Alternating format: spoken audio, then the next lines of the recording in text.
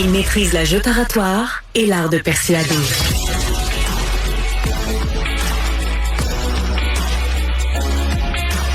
Alexandre Dubé. Je m'appelle Pierre-Charles. Je m'appelle Marie-Nuage. Et on est designer pour des grandes chaînes de vêtements. Est-ce que ça t'aimes ça comme motif de t-shirt? C'est too much. OK. Ça. Ouais. Ça. On l'a. Le plus dur dans ce métier-là. Vous reconnaissez l'humoriste Magali Saint-Vincent. On a la chance d'avoir en studio avec nous ce matin, Isabelle. Avec cette vidéo qui a été virale où il y a une parodie sur le monde de la mode. Magali, merci d'être avec nous en studio. Merci, ça Salut, fait plaisir. Ça tombe bien parce que ça a été viral la semaine passée. Puis dans l'actualité, hier, on parlait de Shein, justement, cette boutique qui va s'installer de façon éphémère au centre-ville de Montréal. Est-ce qu'il y avait une volonté derrière de dénoncer l'industrie de la mode dans cette parodie-là? On voulait vraiment juste faire des blagues sur comment on se sentait dans les magasins quand on va magasiner. Là, on passe à peu près tous les magasins grande surface. Évidemment, moi, je pense que n'importe quel artiste a quelque chose à dire. Des fois, c'est plus souligné, des fois, ça l'est moins.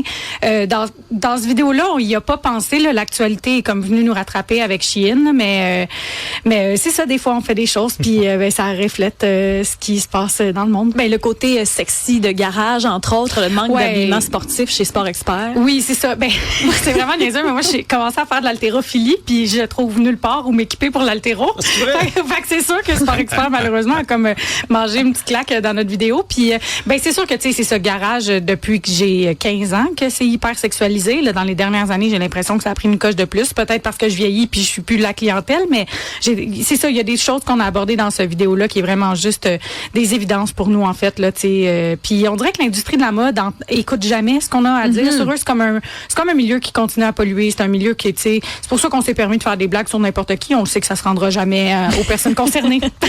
Il faut dire qu'avec Pascal Marino, vous avez le balado Golden Top G qui dénonce entre autres le masculinisme toxique. Ouais. Ça fait écho aussi chez les jeunes. Oui, ça fait très écho chez les jeunes. C'est beaucoup les jeunes qui sont affectés par ça à l'école, entre autres. Nous, on a vraiment voulu c'est une parodie au départ. On pense pas changer le monde avec ce balado-là, mais on avait besoin de sentir qu'il y avait peut-être une place où on pouvait laisser un peu lâcher la steam en bon français sur ces sujets-là. Donc, on a parti ce balado-là il y a 2 ans. Ça continue. On est en live à Trois-Rivières au festival Trip dans 2 semaines. C'est ça, les gens se déplacent pour qu'on puisse rire ensemble de ce qui nous étouffe. Mais ça, c'est chouette. C'est à la salle Anaïs Rousseau à Trois-Rivières. Oui. Donc, balado devant public, c'est un tout autre univers. C'est un tout autre univers. On l'a fait aussi à Québec pendant le festival Juste pour rire cet été il y a quelques semaines. Puis c'est vraiment, on a parti une secte, je pense.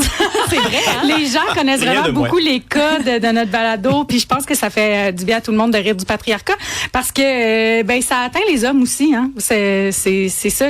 On a beaucoup de messages d'hommes qui sont vraiment tannés que les conséquences de 2-3 gars un peu tout croche.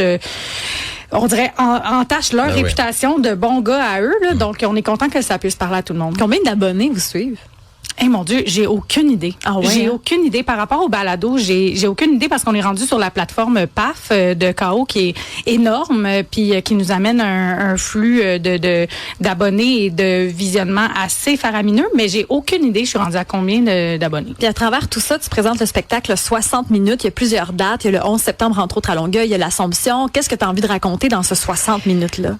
Présentement, c'est du rodage. Donc, on essaie plein de choses. Mais ce qui revient beaucoup comme thème, c'est le thème de l'échec. Je trouve qu'on est comme une génération, j'ai 32 ans, je me suis beaucoup fait dire de faire ma passion comme métier, de trouver un métier qui me passionne.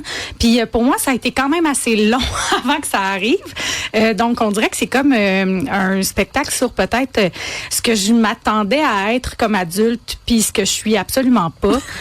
Ça parle, je pense, à vraiment tout le monde parce qu'on a toute l'impression de pas être rendu où il faut qu'on soit, là, tu sais. Donc, c'est un spectacle sur lequel je travaille. Je viens tout juste de commencer, là, tu sais, ça fait juste quelques mois. Et ça doit être vertigineux quand même? Non, c'est vraiment le fun.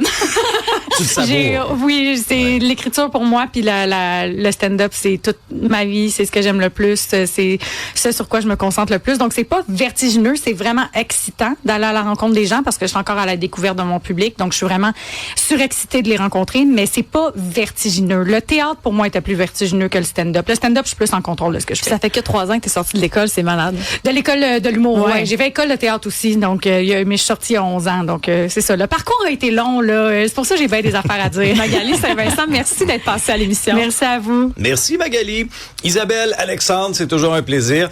La bonne nouvelle, c'est qu'on fait ça demain, dès 6 heures. Passez une bonne journée tout le monde. À demain.